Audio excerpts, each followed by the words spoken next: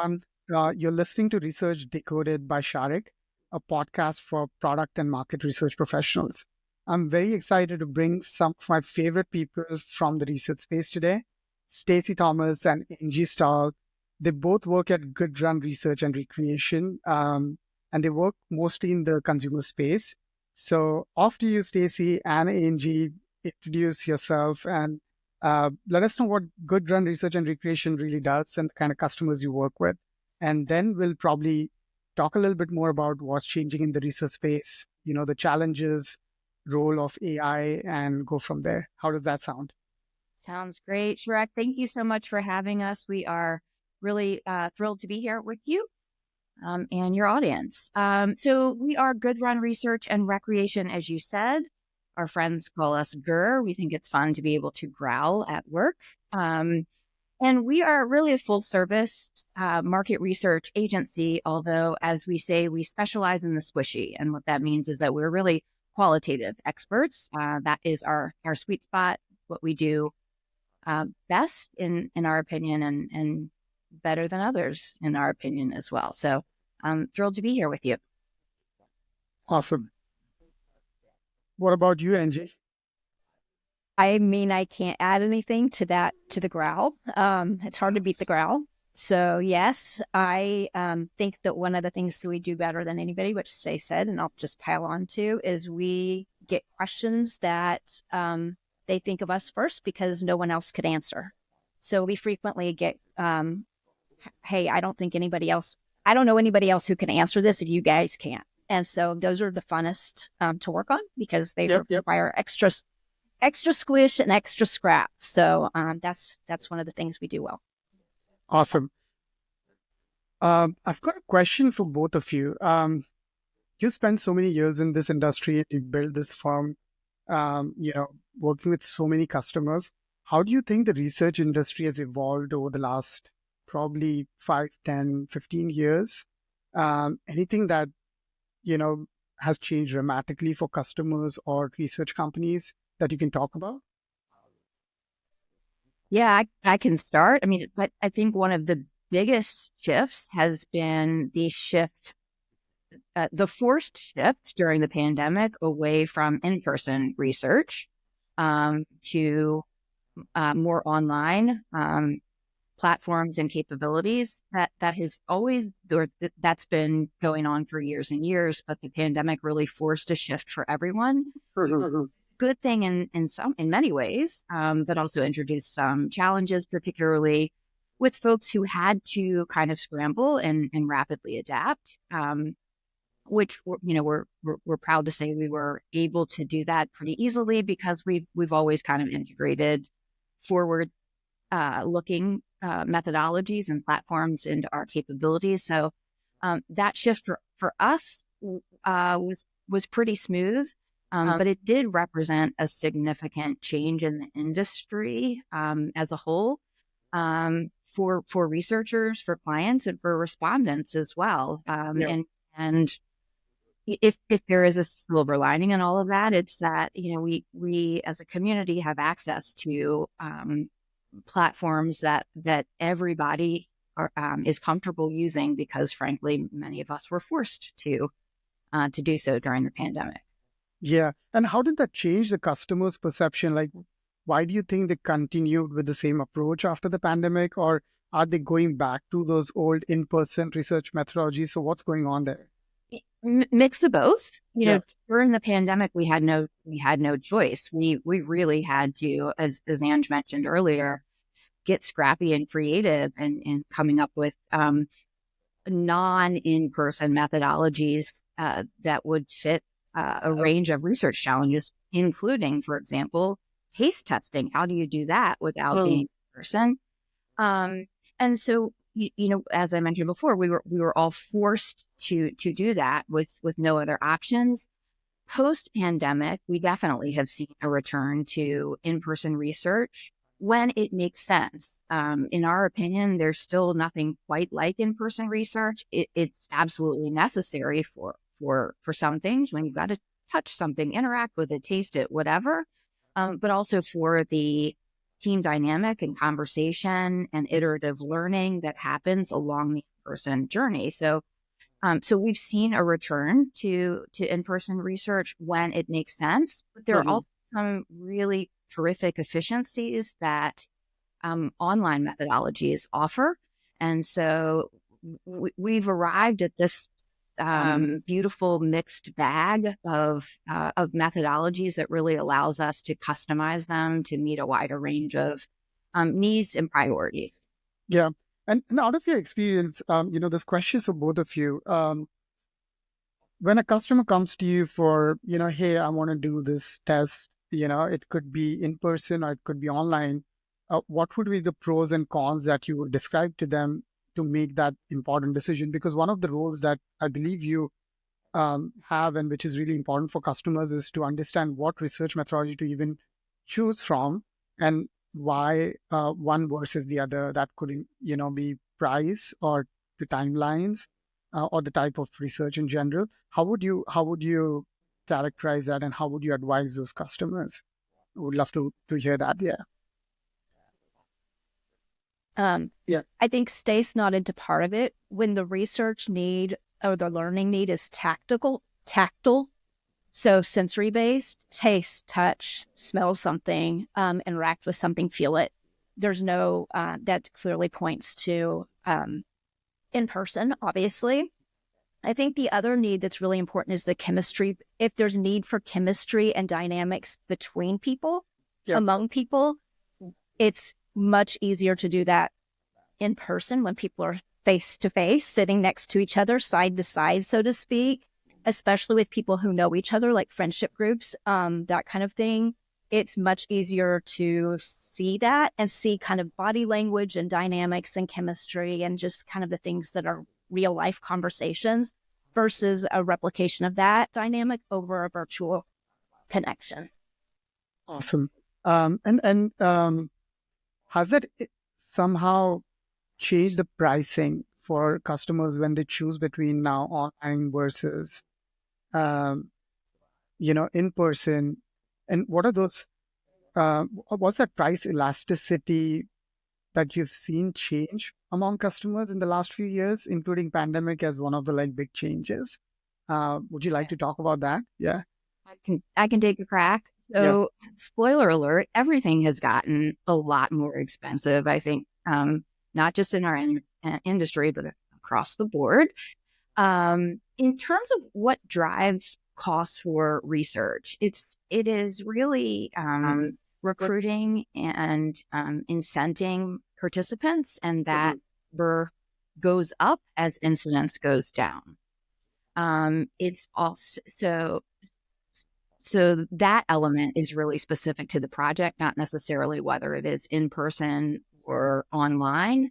That said, we tend to see lower incentives when folks are able to participate online. Yep. Not always, but generally speaking, slightly lower. Yep.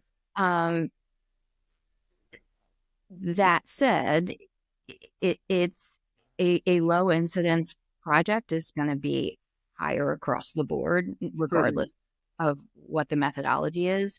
The advantages of online or in-person are that there's greater geographic flexibility. So you could have in the same focus group or series of sessions, somebody who lives in Texas and someone who's in California and someone who's in Greece and someone who, all over the world, with greater efficiency.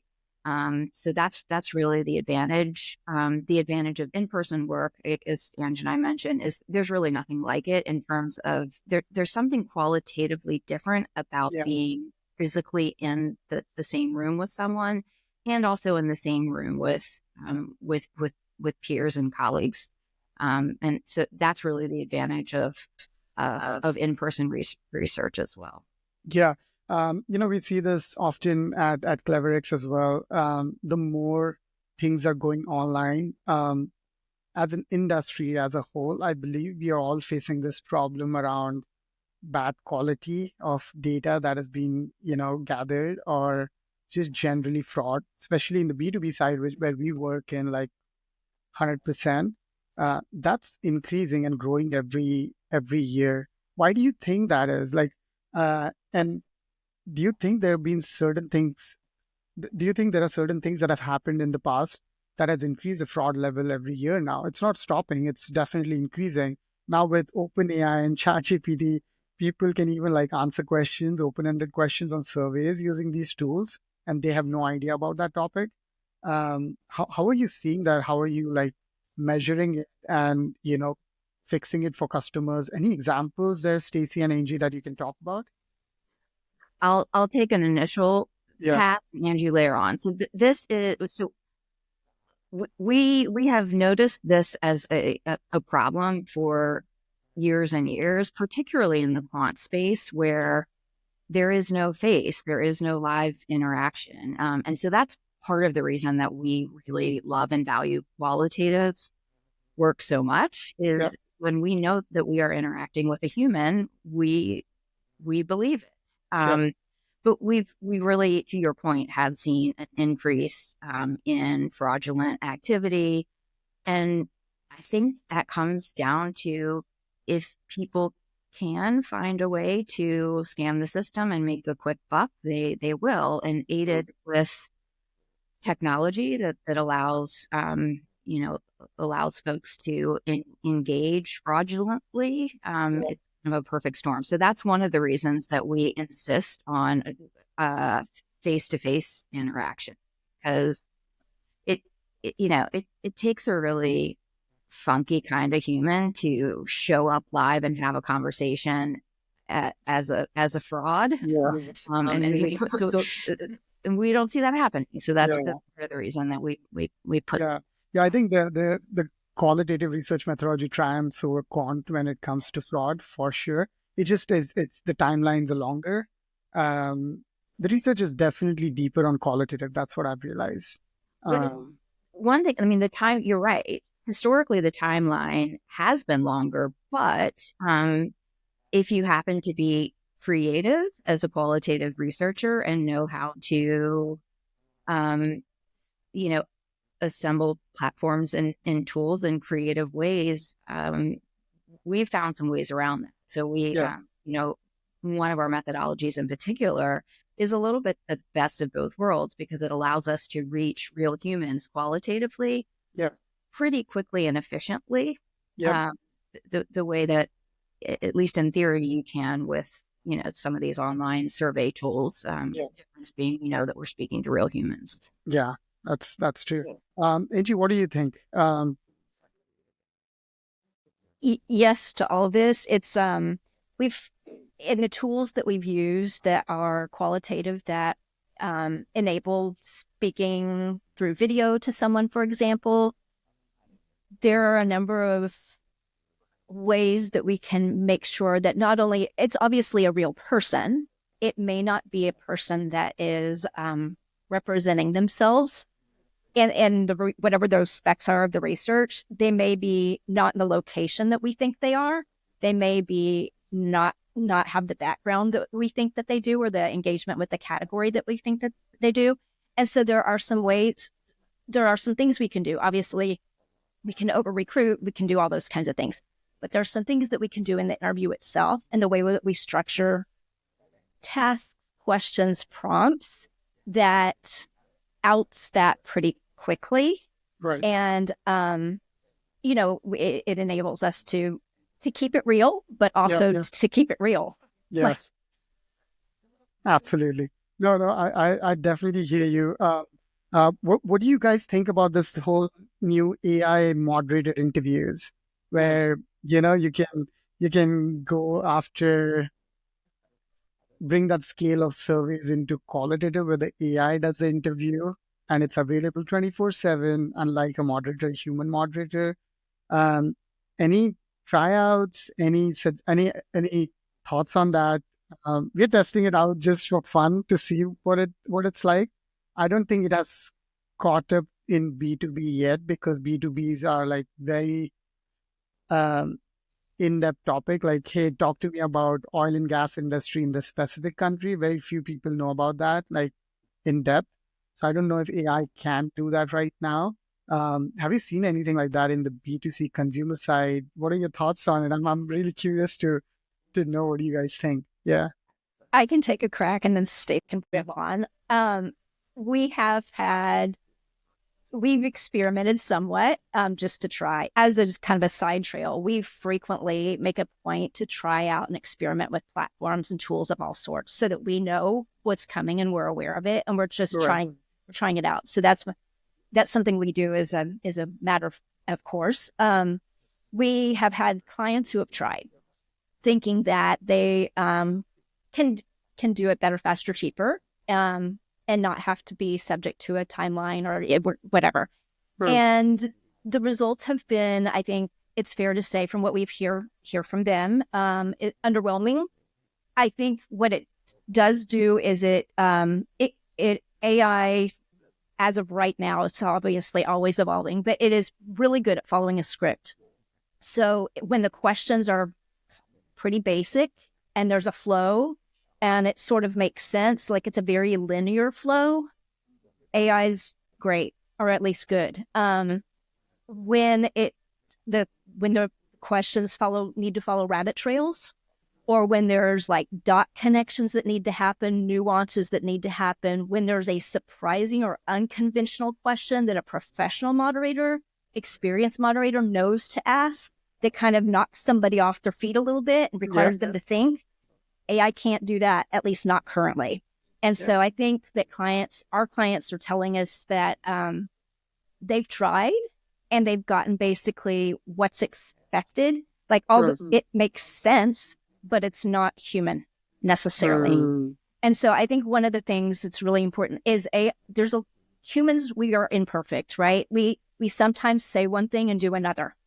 Sometimes our behaviors or our actions don't meet our intentions. What we aspire to be, we fall a little short of in real life. That's just part of being human, right? That's just part of being a consumer. And so people are imperfect. They don't always make sense.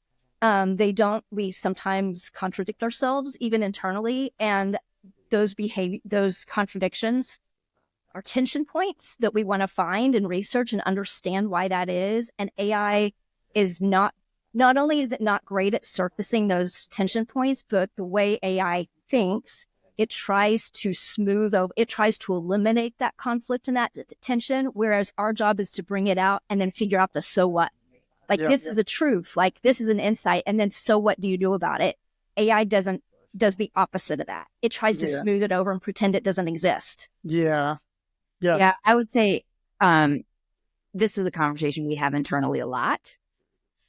I think a year ago, we could not have imagined we'd be where we are today with AI's ability to streamline so many tasks with relative accuracy. And so as we look ahead, we would expect that to continue. And so, as Ange mentioned, as research professionals, we have got to be familiar with the tools and capabilities of AI in its total, and to be tracking how it is evolving, incorporating those tools when it makes sense. And it does make sense for some tasks within the bigger picture.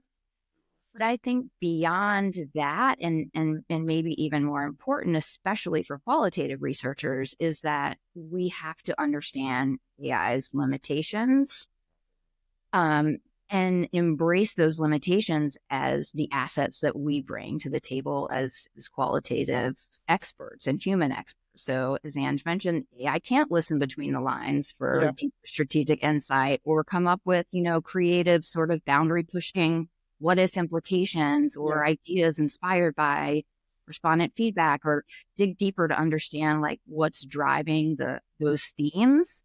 But that's exactly what we can do and we do as qualitative experts, human experts. And so I personally cannot imagine a world in which AI truly can do all of that. But if I'm being honest, I can imagine a world in which a lot of folks believe it can. Yep. And that, or believe that it's close enough. Yeah. And, back to your question about what about these, AI moderated interviews, I can't imagine a world in which a lot of folks think, yeah, that's pretty close enough. Mhm. Part of our job, I think, as qualitative leaders is to continue to demonstrate that close enough is not nearly enough. And Yeah. just because it's not wrong, it doesn't make it right enough. Correct. Yeah, because where I am, like everything is about accelerating, right? Technology. Being in Silicon Valley, that's what I hear every day, all day. The conversation about how AI models are improving. My learning, at least in the realm of research spaces, if you have these set questions like an online survey where you have like these 10, 20 questions you want to ask, you can give the list of questions and it can go and ask those questions on videos. So it's good for that. But what it lacks today is a context.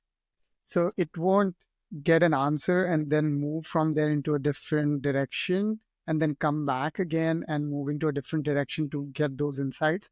What a human moderator can do. Um, we don't know.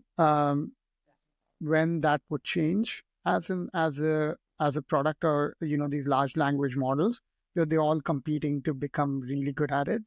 Like OpenAI just released a product called as Deep Research, which takes more longer time, but it'll create like a 15, 20, 100-page document for you in depth on any kind of topic.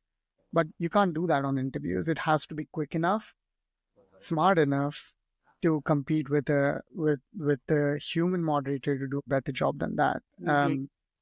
And my personal thinking about this whole topic is we don't appreciate market research industry enough today, because we are probably one of the few industries where the data that we bring in, AI cannot replace. Because what we're doing is bringing human insights, and every human's experience is different. And that same human being, if interviewed after a year, might have a different experience on a particular topic. And I don't think AI can compete with that. It can aggregate the world's data and come up with like a summary and concise, but that's all public data. I think that private data, which is inside of every human being, is so much more valuable. So the synthetic data and these other things, which are trends that are happening in the market research industry, I'm not sure where they would go. But I mean, those are just my thoughts, just trying these things out. Yeah. Yeah, we agree. Yeah. And maybe related, I do think that to some degree, AI can accurately summarize data. Yeah. So, there are lots of tools, we've tried them out, that can summarize the overall findings of focus groups or something like that. And as Anne said, they tend to be very highly thematic, and they look, but they're not wrong. They are factually fine. Correct. But a lot of the value in a qualitative expert is in the true analysis and interpretation of the thematic summaries. And so Yeah. what do we do with that? What does that mean for the business? What does it mean for the brand? What are the implications? It's the what if that require some creativity and a hefty dose of listing between the lines. And that's part of what we at Good Run offer as part of our service, is not just conducting the research and summarizing what respondents said or did, etc. It's okay, what do we do with that? Yeah. And to be able to be highly strategic in a way that is going to be usable for our clients, you have to add human experiences to be able to connect those dots in unusual, creative, and surprising ways. Yeah, you're absolutely right. I think one of the most one thing that I've seen you guys do in the past few years is like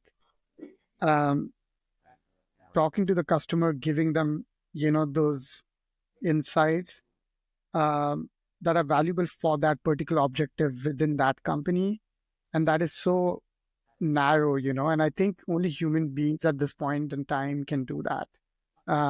Like talking to the customer, understanding, the small nuances that are required to make those important decisions, rather than just like one shoe fits all, approach that's been pretty amazing to see.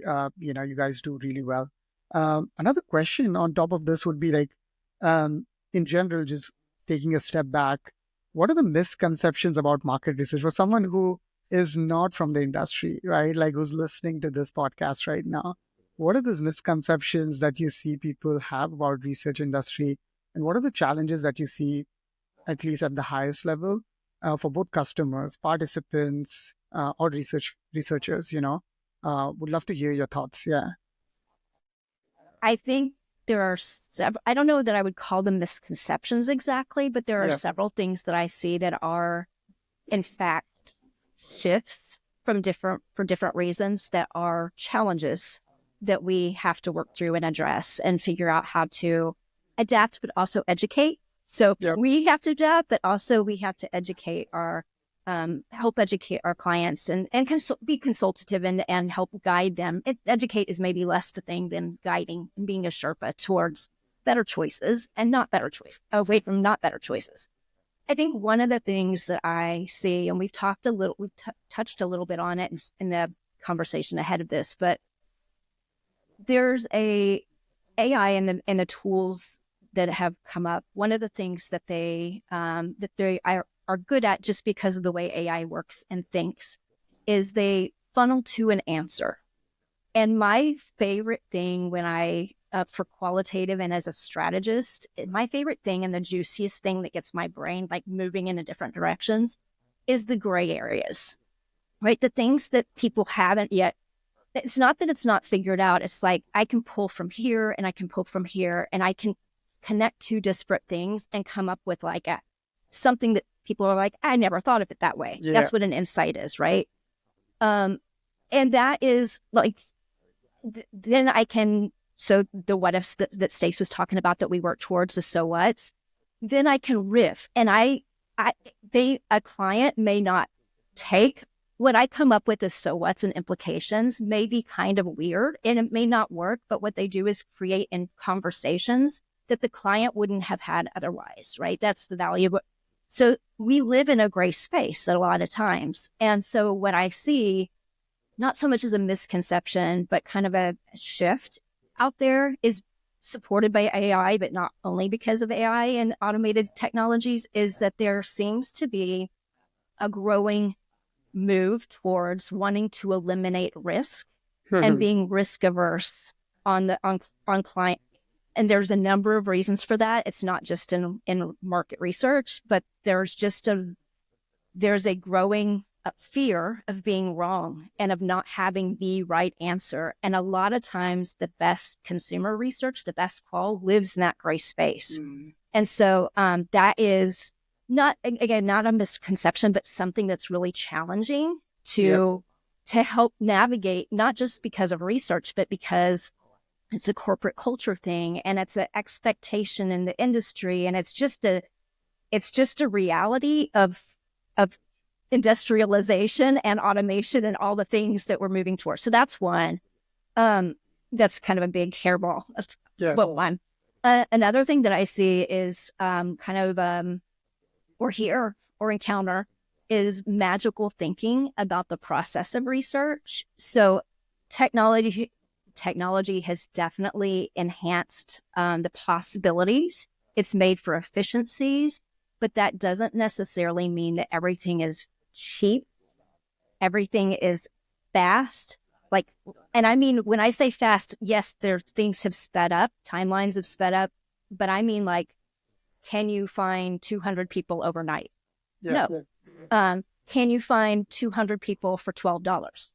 No. And I'm being facetious. Obviously, that's not, and I'm hyperbolic, but it's a little bit of, because of time pressures and just kind of everything's kind of shifting in terms of expectations. There's just that feeds into a misunderstanding sometimes about the process of research and especially custom research. And we can move faster and we can be more efficient in many ways. And let's talk about it.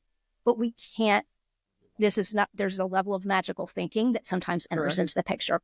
So that's one. And then the third kind of bucket that I would say is as we've already discussed, there's a tendency for some clients to either discount the need for a professional moderator and or strategist to thinker, a reporter, and to want to do it, DIY it.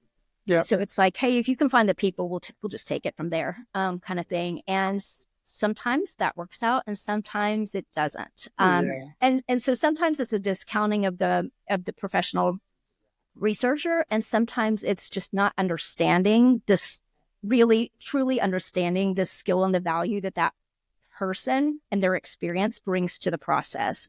And so that has all kinds of potential repercussions from that, including do-overs of research or redos of something. It also can sometimes accidentally introduce some forms of bias that a professional researcher would know how to mitigate for or work around or work against. And just a person who doesn't know, and sometimes then the way that questions are asked or framed, or there's a million other ways too, the way that it's recruited, whatever it is, it can just, it can be insidious. Like, it can result in obvious issues. It can also not be so obvious what the issues are until it's actually applied on the client side and the research and learning is activated against, and then it reveals the problem. So I've noticed y'all curious. I will add a fourth bucket, not a misconception. I would say more of a convention that we kind of intentionally challenge. It's right in our name. We are good run research and recreation. And people are like, what does recreation have to do with it? And for us, it makes perfect sense, because we believe we are better versions of ourselves at work and in life when we are at play.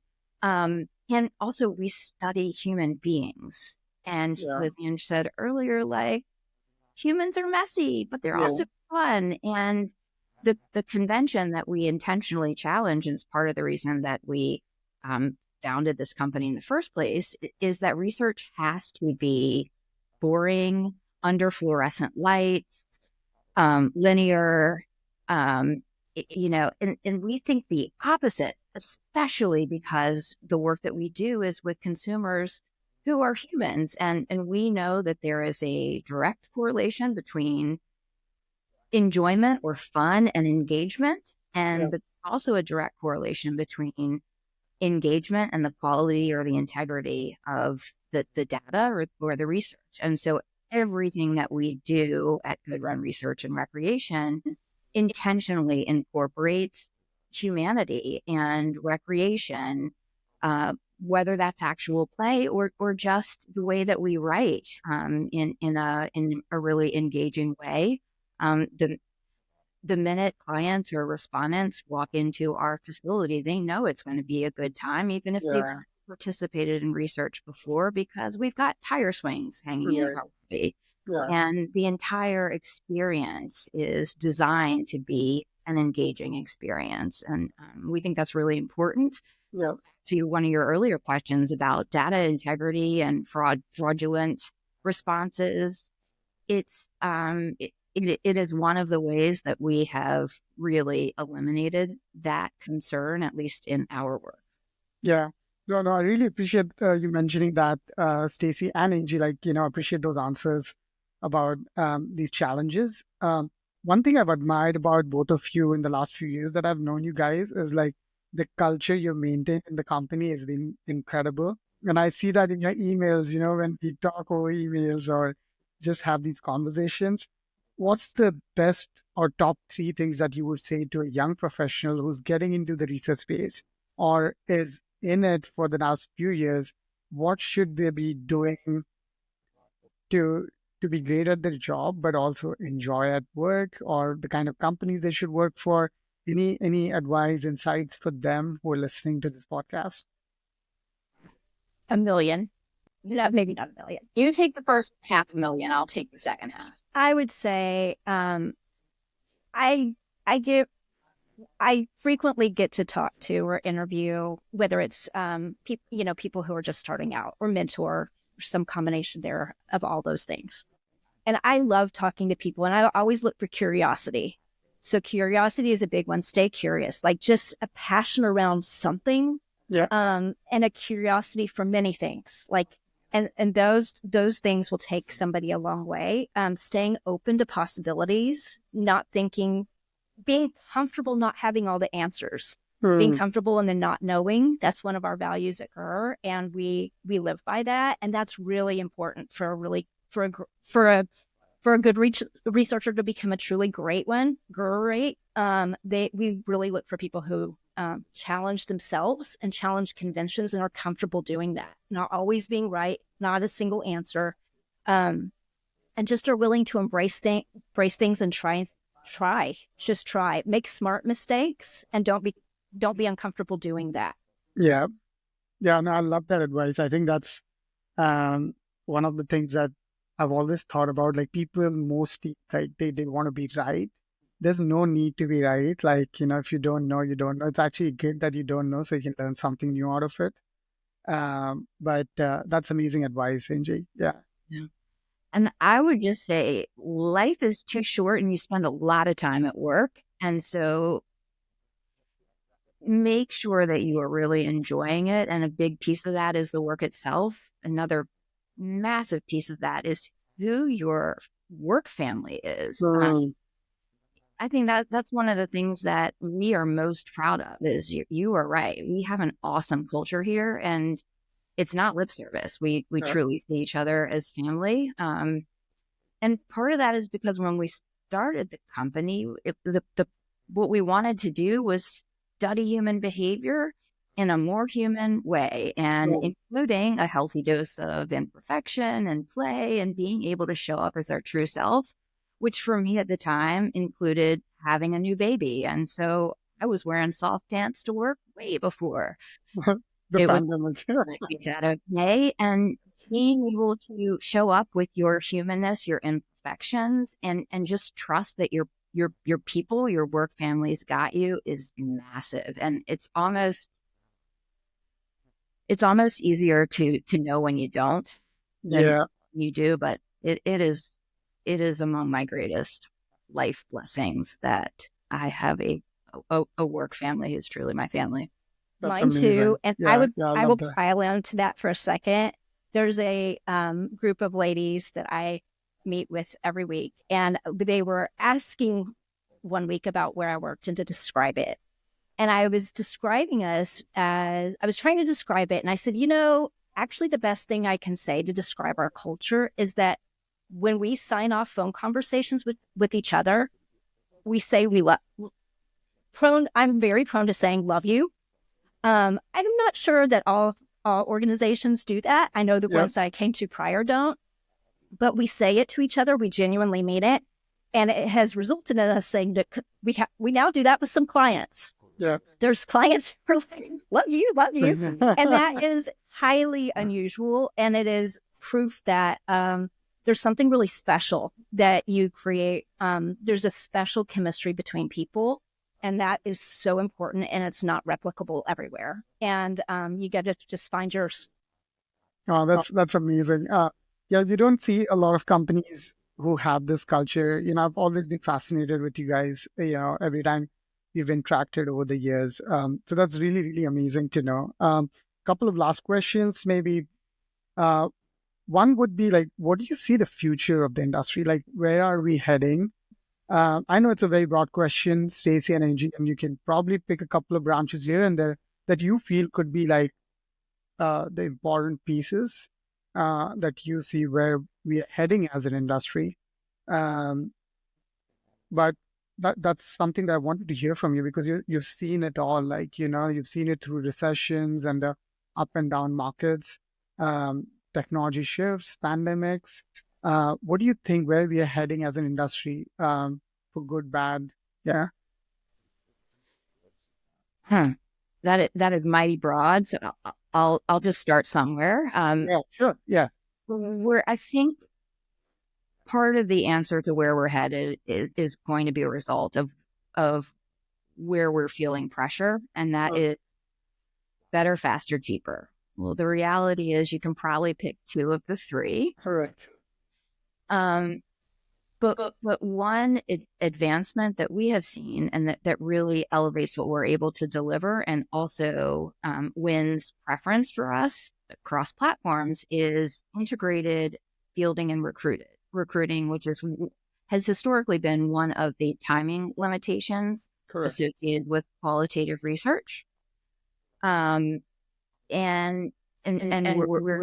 we're seeing greater ability to integrate that recruiting process with fielding, which shaves off some of the time, which can be really valuable as long as you can maintain the quality of the respondent, which is one of the things that we love about CleverX and what you are doing. You've been on the forefront of that in the B2B world, and it's really a game changer in the B2C world as well.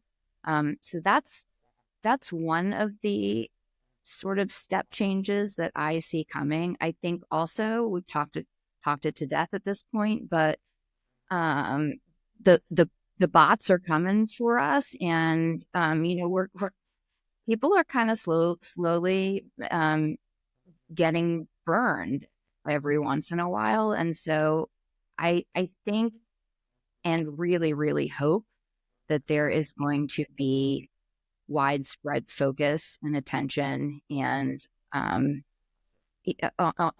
solutions for maintaining the quality of the data and making sure that humans are the ones that are providing us feedback. And I don't know if think or a hope. I think what I'm getting from your answer, at least, Stacy, is technology can help us increase that speed, but there are these trade-offs which are coming from the other side of the use of technology, where it can be used for like not such good things when it comes to research. So I think fraud detection, monitoring, making sure that customer gets real data from real people would be the thing. But you're right, like you can only pick two. Like we always see this as customers, like I need the best price and I need VPs in IT to respond to my survey within 24 hours. And I'm like, no, they're not waiting for you to send them a link so they can participate. These guys make a lot of money. You have to really follow up with them to make sure that they are going to participate in your study. So I think the speed, quality, and the faster, cheaper, better thing is so true in B2B as well. Like you can only pick two, maybe one and a half sometimes, not even two. So that's pretty interesting to hear from you. How about you, Angie? What do you think? Anything that is... Angie's our crystal baller, so Well, I'll take it from a different way altogether. I think that one of the things that we will see, and maybe you're starting to see already, is that there will be kind of a bifurcation of maybe that's not exactly the word, but a bifurcation of clients and of strategist researchers. And so I think there will always be, and AI is part of that, automated technology in general is part of that. There will always be the smart kid table. And so I can't compete on that. Don't want to compete on that. There's going to be geniuses in that area, and it's amazing. But the quirky, I can nail.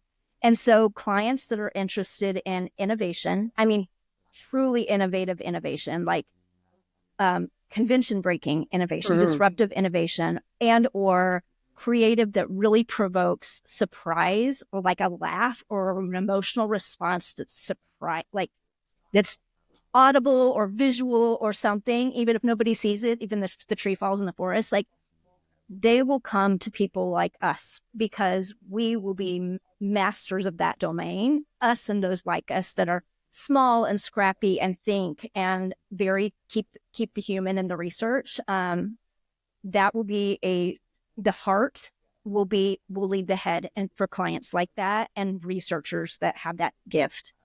On the other side, there will be those that are drawn to AI, automation, efficiencies, and there's plenty of room and space for that, and that's more head than heart, and that's okay. I think we have to master, obviously, we have to be good at both, but Yep. I think that we will continue to see the industry move almost like a bifurcation between heart and head. Does that Hmm. make sense? Yeah. So mostly like people who would want to do DIY, and then someone who wants to bring like really creative people who can help them uncover those insights to support those projects. I think it'll depend a lot on the type of study, because sometimes I've seen customers do research for the sake of doing research, which are usually not our customers. They're like always trying to cut down on the cost because they just want to show like a check mark on the list of due diligence that they've done to make that decision. And those are like the most like dangerous customers in my view, or studies. But you're right. I think yeah, there's going to be a between um, projects where genuine insight is required for making a decision based on that insight versus more like a due diligence checkbox, like we did research. And I think that's where probably those customers would be inclined to go in that direction of finding like creative folks who can uncover those insights. Yeah, yeah. Um, Last thing here, Stacy and Angie, thank you so much for being there, and I can't tell you how much I'm appreciative of you being on the call or on the podcast, because I learned so much today, and it's always great to catch up with both of you. What's the best way for people to reach out to you? Be it potential customers or people who would want to join your company, or anyone who just want to discuss research with you. Like, what's the best way for them to reach out to you? Yeah, generally, they could check out our website. It's goodrunresearch.com, or email us directly, and Stacy at goodrunresearch.com or Angie at goodrunresearch.com. Awesome. Well, we'd love to continue the conversation with anybody. Yeah, awesome. That's incredible. Thank you so much, guys. I really appreciate your time, and thank you to all the listeners for spending the time listening to all three of us. And I hope it was a valuable conversation for you and you learned something out of it. So thank you. Thanks, Sharekh. Pleasure to be here as always. Yes. Love you, Sharekh.